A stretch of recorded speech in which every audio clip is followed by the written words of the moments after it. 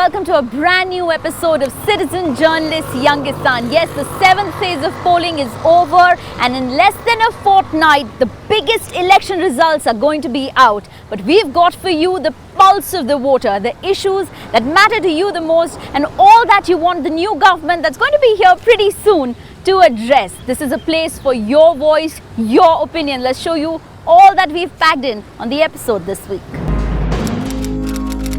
This is perhaps India's biggest worry, its growing number of unemployed population. 2010 में मैंने अपनी graduation complete करी।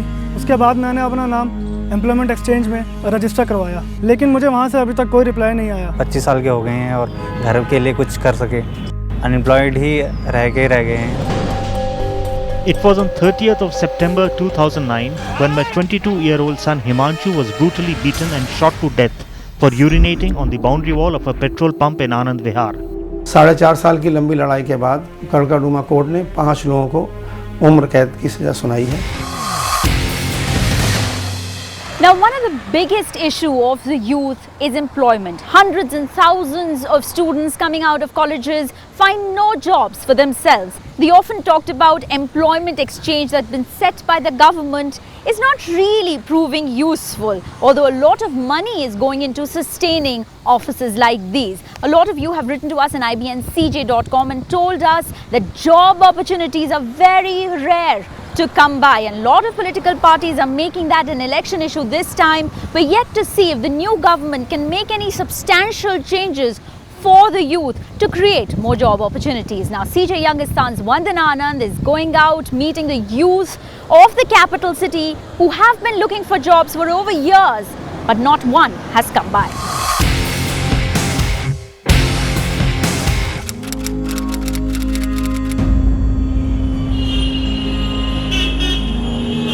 This is perhaps India's biggest worry, its growing number of unemployed population.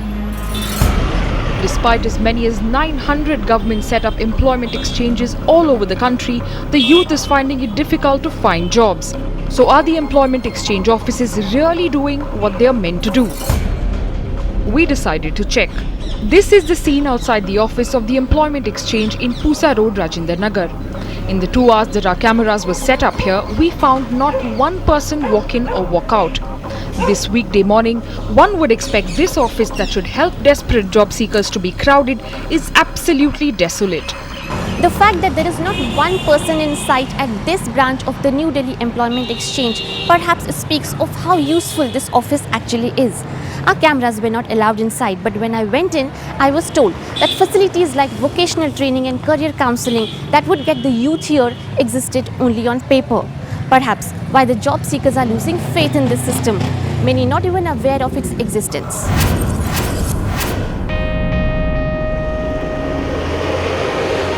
"25-year-old Mahinder is hunting for a job for the last 4 years after completing his diploma in finance in 2010. Applying to hundreds of places has not helped him yet. Mahinder employment exchange के बारे में पता है? नहीं madam, मेरे को पता नहीं है और मैं इस पे विश्वास भी नहीं रखता गवर्नमेंट पे। सुबह लोगों को जाते हुए देखते हैं, काम में जाते हुए लगता है कि काश मैं भी जाता, और थोड़े बहुत इस उम्र में मतलब इस 25 साल के हो गए हैं और घर के लिए कुछ कर सके, कुछ एम्प्लॉयमेंट अनएम्प्लॉयड ही रह गए हैं। Would things be different had he gone through the employment exchange? The possibility looks bleak.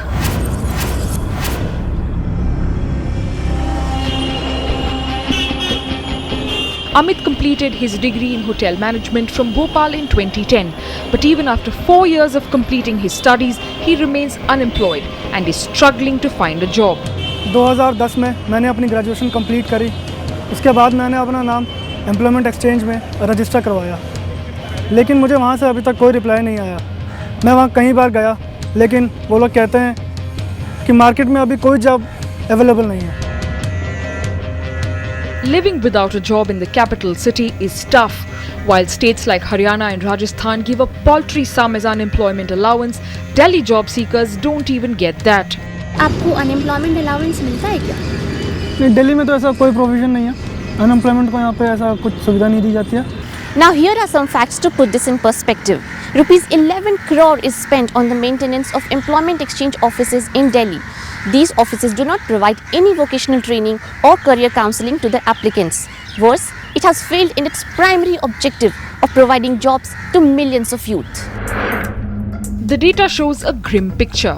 According to the Employment Exchange data for the last 4 years, in 2011, 1,64,417 job seekers were registered, but a mere 175 were placed.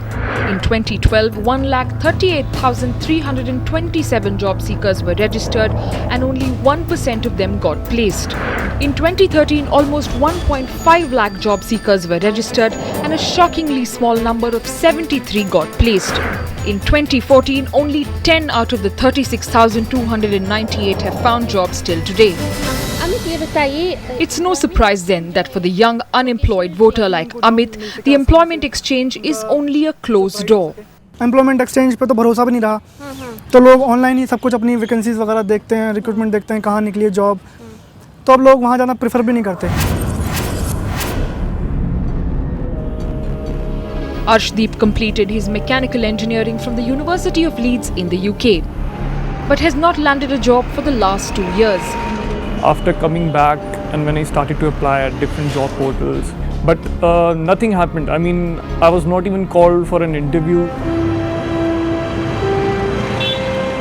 While the political parties are promising to create job opportunities for the youth, fallen hopes and barren dreams haunt the unemployed youth day in and day out. And one can only hope that whichever government comes to power, it will bring with it better opportunities for the youth of this country. Yes, all of those who voted must be carrying that indelible ink on the finger with a lot of pride. Yes, the right to vote is every citizen's right, and those who are unfortunately missing out on this opportunity are feeling a little left out. Last week, students from London School of Economics sent us video blogs on the need of a technology that would enable them to be able to cast their vote from abroad. Yes, the story certainly resonated amongst many of you. A lot of you sending us your feedback through Twitter comments, Facebook comments, and even video blogs. Here they are. Take a look. Hi, my name is Karthik Mittal. I'm a solicitor with Zabal & Co in London, and I'm on CJ Youngistan. In 2010, the Indian Parliament granted non-resident Indians the right to vote. I recently inquired from the Indian High Commission. I was told that I would have to register myself in India as a voter, and I could only cast my vote at a local polling booth in India. I don't think that these procedures are practical, and I think more needs to be done to make these procedures voter friendly. There are over 25 million Indians abroad who cannot vote this election. I'm one of them. As an Indian, I feel deeply excluded from this democratic process. It raises several questions in my mind. Is my Indianness confined to my geography? Do my rights as an Indian cease to exist because beyond the boundaries of my nation? Are nationhood, citizenship and voting rights limited by and to one's geography? I'm one of the many Indians that have left the country to study or work abroad, and the fact that as an Indian I cannot participate in one of the only opportunities that enables me to express my political choice and participate in the process of democracy and nation making is purely frustrating. This exclusion from the electoral process makes one ask the fundamental question: why does a supposedly equal and uniform right display such inequality in practice? You also wrote to us on our website, ibncj.com, and Twitter. Dhruv says that it's not just the NRIs but even people within the country in a different constituency who are missing out on their chance to vote. Prithvi Hirani tweeted, "Just because I'm studying abroad doesn't make me less Indian. Make voting accessible for 25 million NRIs, he urges." Prithvi also tweeted that as a Commonwealth citizen in UK, he can actually vote for the European Union elections, but not for his own country's election. The handle Media Watch on Twitter wrote, "For some countries like Brazil, it's mandatory to vote even if you're an outsider. We need such laws." Madhusudan Tandale wrote to us on ibncj.com saying that NRIs should be given online voting rights. It is pending for long and government must take steps to resolve it. While the noise and clamour of election and politics can sometimes threaten to drown that issue that concerns you. But you, the CJ, will never let that happen. You sent us pictures of a fire that broke out in the slum in the national capital. When the CJ team went there for a ground report, we realized that the civic authorities, surprisingly this time, had sprung to action and were doing all they can to resurrect this slum, something that is not often said about them.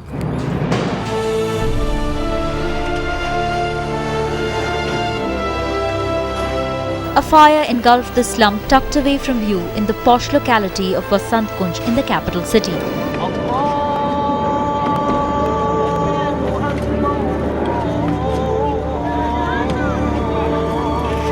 This Bengali basti, of which now only debris is left, was primarily home of the migrant population of Bengal and Bihar. Women worked as housemaids in the neighbouring homes. A week after the fire, makeshift tents have appeared everywhere. There are about 100 of them and 3 to 4 families are cramped in them together.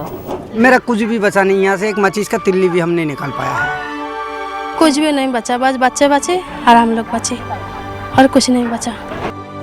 अभी तो सारे जला हुए हैं, अभी तो ऐसे पड़ा हुआ हम लोग, कुछ है नहीं। The relief and rescue work is running high here. When our cameras reached the location, we found that food was being served thrice a day. Delhi Jal Board tankers had been coming in every 2 hours to provide water for the affected. The office of the governor has also promised a compensation of 5,000 rupees to the affected families. मैंने तो सुन लिया 5,000 रुपया करके देगी, यही सुन लिया। Tin देगी, बांस देगी, घर उठाने के लिए। Delhi is between governments and under governor's rule, but the civic authorities actually seem more prompt than before.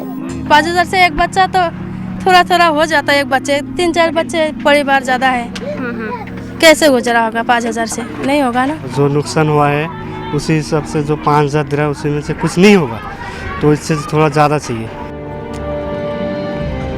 Ironically, a basti of 6,000 people that had no basic facilities has now seen clean water and toilets. The MCD mobile toilets have been put up, even though just for name's sake. Yes, remember, if you notice something interesting in your neighborhood, you can send it to us on ibncj.com, Facebook and Twitter. Meanwhile, a lot of you sent us your pictures that you took right after you pushed the button on the EVM. Here, take a look at the selfies package that we've created.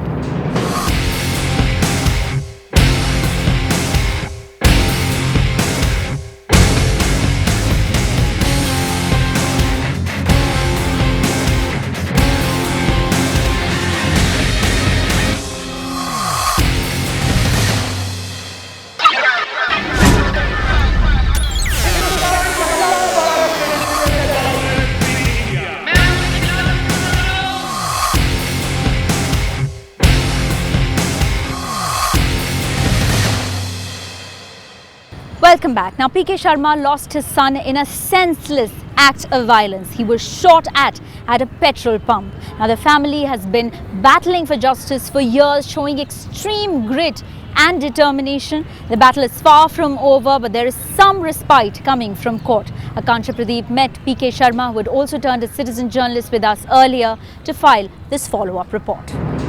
मेरा नाम PK Sharma है। मैं कुछ साल पहले citizen journalist बना था मेरे बेटे को न्याय दिलाने के लिए, जिसकी की निर्मम हत्या मसीह पेट्रोल पंप दिल्ली में 2009 में कर दी गई थी।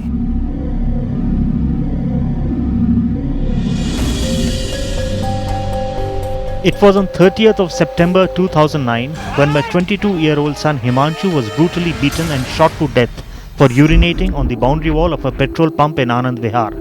This because Himanshu was suffering from polyuria, a condition where urination increases, and was in urgent need of using the facilities at the petrol pump which were not available.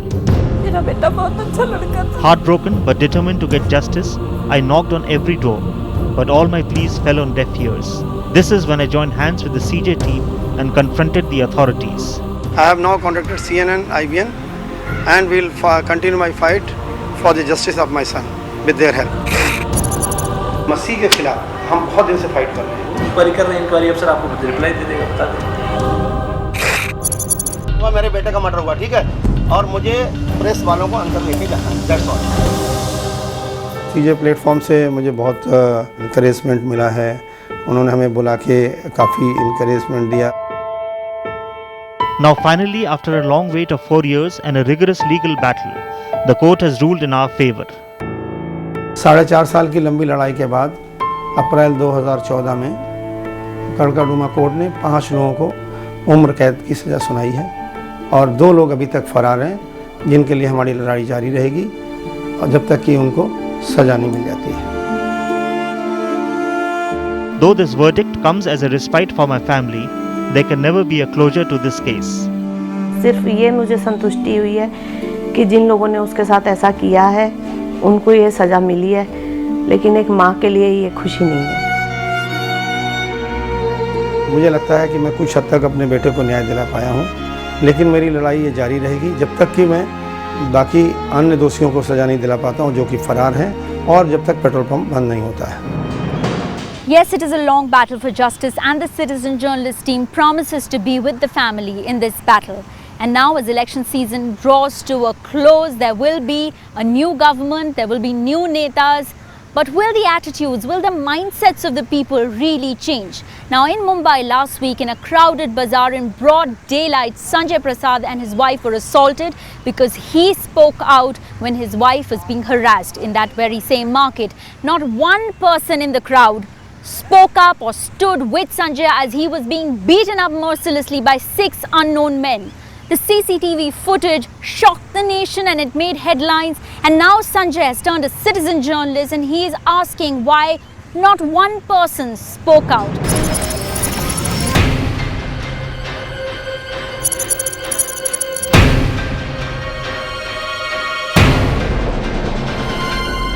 मेरा नाम संजय प्रसाद है और मैं बीते शनिवार यानी 26 तारीख को इसी साईनाथ बाजार में अपनी पत्नी और एक दोस्त के साथ मार्केटिंग के लिए आया था, और यही शॉप है जहां पर मैं खड़ा था। मेरी पत्नी भी यहां पर मौजूद थी, मेरा दोस्त भी यहीं पर था।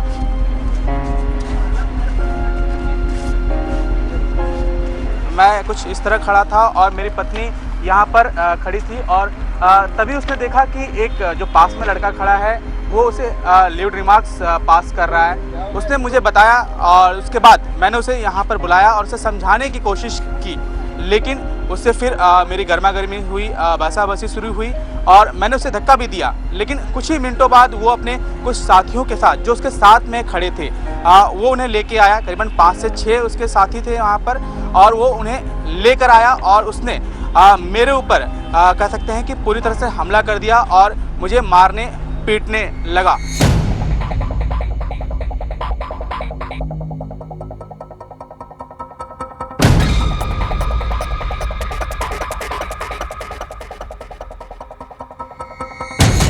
मेरी पत्नी भी बीच बचाव करने की कोशिश की, लेकिन उसे भी धक्का दिया गया। मेरा दोस्त भी था, उसने भी बीच बचाव करने की कोशिश की, उसे भी धक्का दिया गया।